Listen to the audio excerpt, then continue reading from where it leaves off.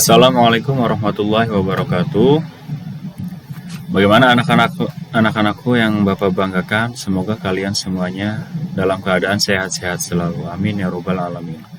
Bertemu lagi dengan Bapak dalam program pembelajaran jarak jauh pendidikan agama Islam kelas 6 SDN Larangan 2 Kota Cirebon.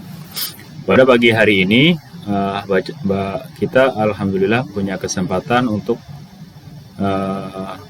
belajar melalui video di YouTube ini.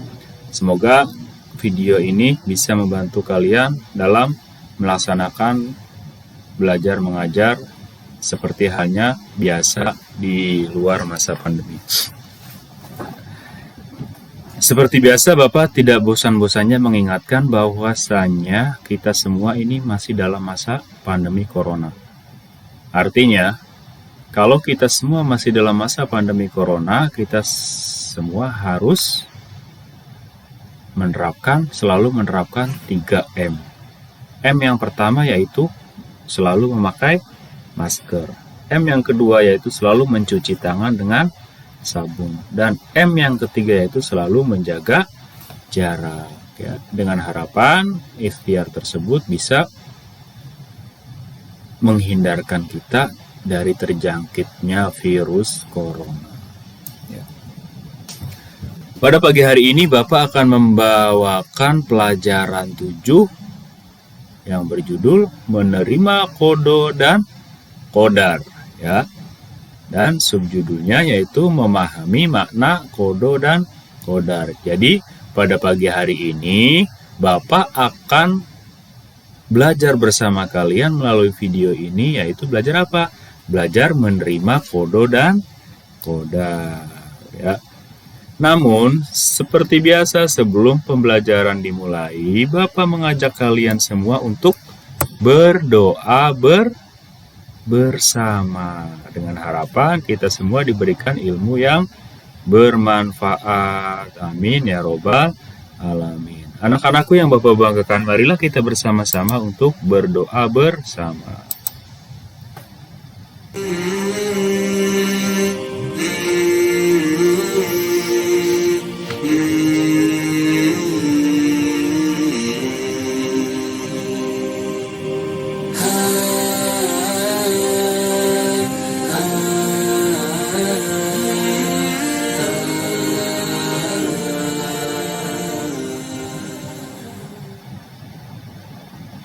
Doa sebelum belajar. Bismillahirrahmanirrahim. Rabbi zidni ilman warzuqni fahma. Artinya, ya Allah, tambahkanlah aku ilmu dan berikanlah aku rizki akan kepahaman. Amin ya robbal alamin. Semoga dengan doa tersebut kita semua mendapatkan ilmu yang bermanfaat. Nah, marilah kita melanjutkan pembelajaran pada pagi hari ini, yaitu menerima kodo dan qadar. Tujuan pembelajarannya apa sih, Pak? Tujuan pembelajarannya yaitu yang pertama meyakini adanya kodo dan qadar. 2. Memahami hikmah beriman kepada kodo dan qadar yang dapat membentuk perilaku akhlak mulia. 3. Menunjukkan perilaku berserah diri kepada Allah Subhanahu wa taala yang mencerminkan iman kepada kodo dan qadar. 4. Menunjukkan hikmah beriman kepada kodo dan qadar yang dapat membentuk perilaku akhlak mulia. Lanjut. Nah, sekarang kita memasuki, tadi kan sudah di awal Bapak berikan judulnya itu memahami makna kodo dan qadar. Nah, kita akan bahas satu-satu. Yang pertama yaitu memahami makna kodo. Ya. Sebelum Bapak menjelaskan panjang lebar tentang kodo, marilah kita simak cerita ini. Bapak akan bacakan ceritanya, kalian yang di rumah juga sama baca juga cerita ini. Salim memiliki kemampuan menulis kaligrafi. Setiap hari, Salim berlatih meningkatkan kemampuannya dalam menulis kaligrafi. Salim berharap dapat ikut perlombaan kaligrafi pada tingkat kecamatan dan dapat memenangkannya. Jadi ada seorang siswa namanya Salim. Dia mempunyai kemampuan menulis kaligrafi. Setiap hari Salim selalu belajar, selalu melatih kemampuannya tersebut. Ya. Namun setelah mendapatkan kesempatan untuk mengikuti lomba kaligrafi tersebut, Salim gagal meraih juara tingkat kecamatan. Salim menyadari bahwa dalam perlombaan tersebut terdapat peserta lain yang lebih baik tulisan kaligrafinya daripada dirinya. Salim menyadari bahwa kegagalan ini merupakan kehendak Allah Subhanahu wa Ta'ala. Karena Allah Subhanahu wa Ta'ala yang berkehendak atas segala sesuatunya, Salim percaya bahwa di balik kegagalan tersebut ada ketentuan lain yang merupakan hikmah bagi dirinya. Jadi, si Salim kan mempunyai kemampuan untuk menulis kaligrafi. Dia dengan harapan bisa menjuarai lomba kaligrafi tingkat kecamatan. Namun, pada pas pelaksanaan, si Salim gagal untuk meraih juara. Ya. Tetapi apa? Walaupun Salim gagal, Salim menyadari bahwa dalam perlombaan tersebut masih ada yang lebih mengungguli kemampuannya. Ya. Jadi ada peserta lain yang lebih mengungguli kemampuan, lebih baik tulisan kaligrafinya daripada dirinya, dan Salim menyadari dan menerima akan hal itu. Ya. Karena apa? Karena kegagalan tersebut merupakan kehendak Allah Subhanahu wa Ta'ala. Yang penting Salim sudah berusaha untuk terus belajar, ya. Karena apa? Karena Salim menyadari bahwasanya Allah lah yang maha menghendaki segala sesuatu. Salim percaya bahwa di balik kegagalan tersebut pasti ada ketentuan lain yang merupakan hikmah bagi dirinya. Akhirnya si Salim terus belajar terus untuk bisa mencapai peringkat juara di kecamatannya. Lanjut. Nah, sekarang kita memahami arti qadha. Anak-anak, apakah kamu masih ingat rukun iman ke-6? Ingat nggak rukun iman yang ke-6? Rukun iman ke-6 yaitu rukun iman ke-6 apa? Adalah percaya kepada qadha dan qadar. Rukun iman ada 6. Yang pertama apa? Iman kepada Allah. Kedua, iman kepada malaikat. Ketiga, iman kepada Rasulullah. Keempat, iman kepada kitab Allah.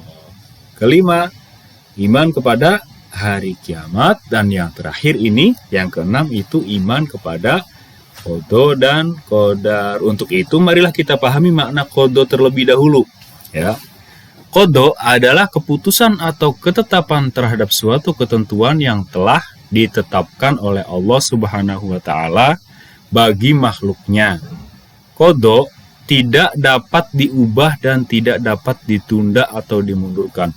Jadi ketetapan Allah itu sudah tidak dapat dirubah atau ditunda. Ya. Seperti dalam Quran surat Al-Hadid surat ke-7 ayat 22, surat ke-57 ayat 22 yang berbunyi ma asyaba min musibatin fil ardi wala fi anfusikum illa fi kitabim min qabli an nabra'aha inna dzalika 'alallahi yasir. Setiap bencana yang menimpa di bumi dan yang menimpa dirimu sendiri semuanya telah tertulis dalam kitab Lauh Mahfuz. Sebelum kami mewujudkannya, sungguh yang demikian itu mudah bagi Allah. Jadi qadha itu sesuatu yang tidak bisa diubah. Ya, jadi takdir Allah yang tidak bisa diubah dan tidak dapat ditunda atau dimundurkan. Ya, contoh contoh qadha. Yang pertama, matahari terbit dari timur dan tenggelam di barat.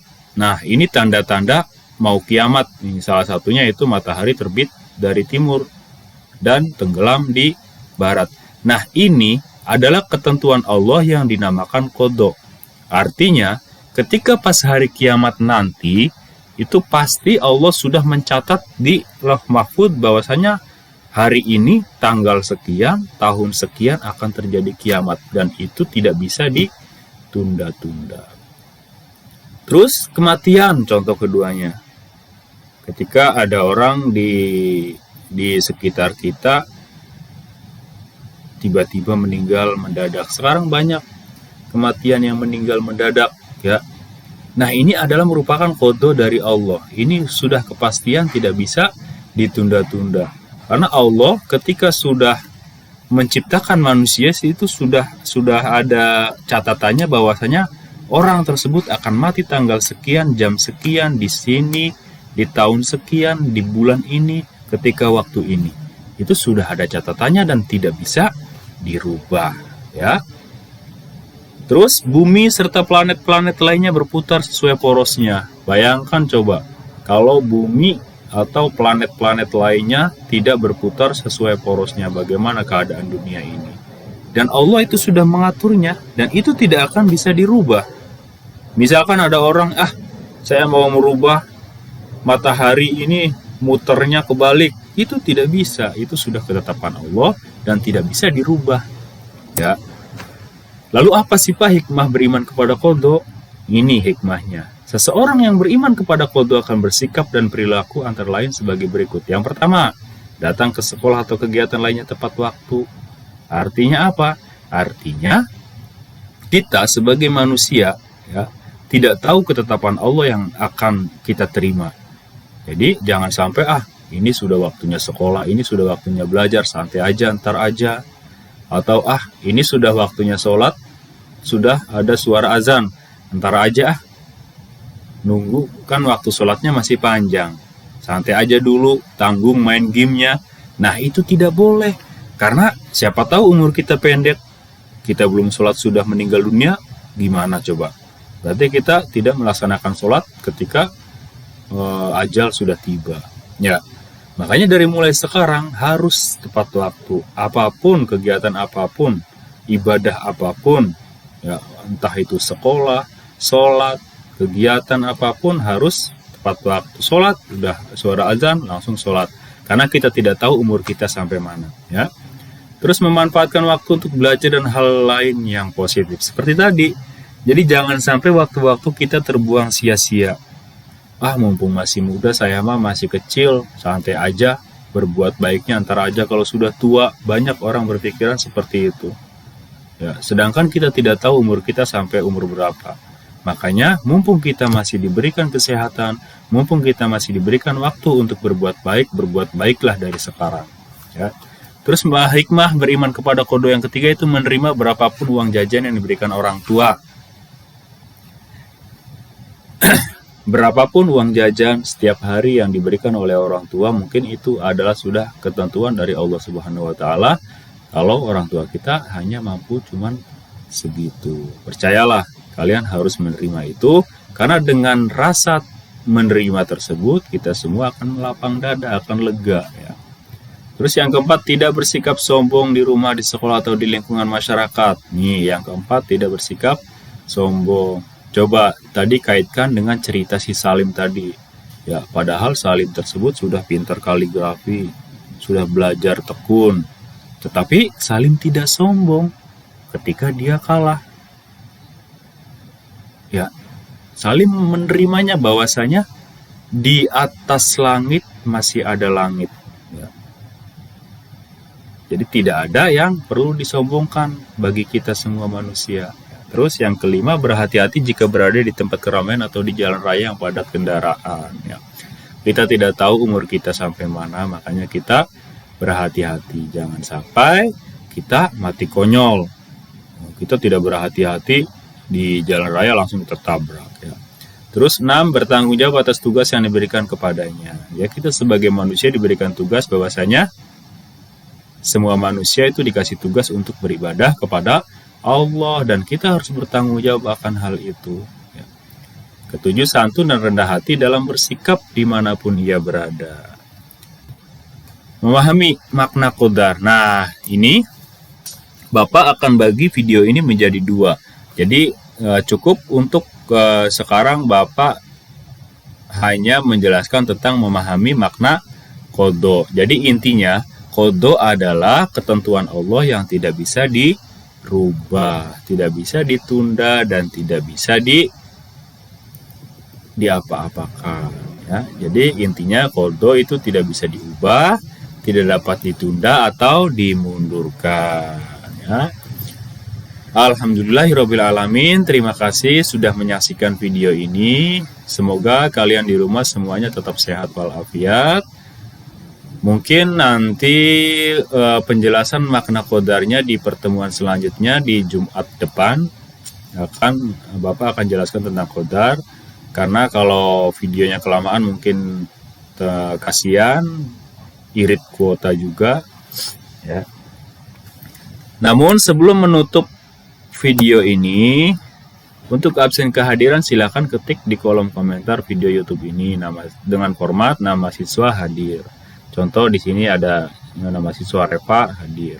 Tuliskan di kolom komentar. Jangan lupa klik tombol subscribe di video ini supaya kalian semua ketika ada video yang terbaru kalian akan tahu di HP kalian masing-masing. Ya. Mungkin cukup sekian dari Bapak. Wassalamualaikum warahmatullahi wabarakatuh.